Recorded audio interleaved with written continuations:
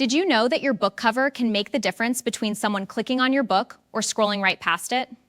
People really do judge a book by its cover, so creating a professional-looking design is essential.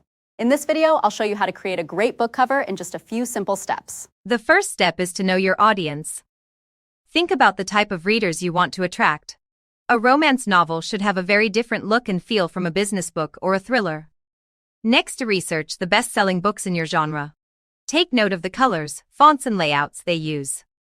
Don't copy them, but use them as inspiration to understand what readers expect. Now it is time to design your cover. Tools like Canva, Adobe Express, and Photoshop make it easy to create professional-looking covers.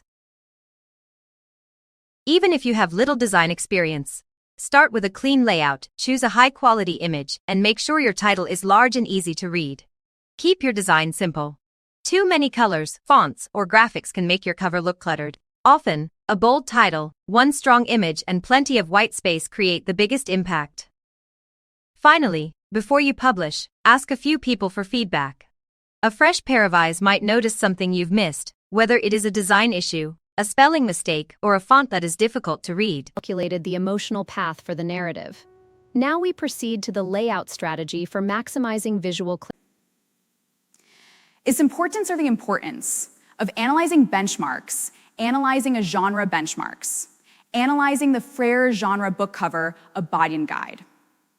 Now it's time to design your cover. Tools like Canva, Adobe Express, and Photoshop make it easy to create professional-looking covers, even if you have little design experience. Start with a clean layout, choose a high-quality image, and Keep your design simple. Too many colors, fonts, or graphics can make your cover look cluttered. Often, a bold title, one strong image, and plenty of white space create the biggest impact. Finally, before you publish, ask a few people for feedback.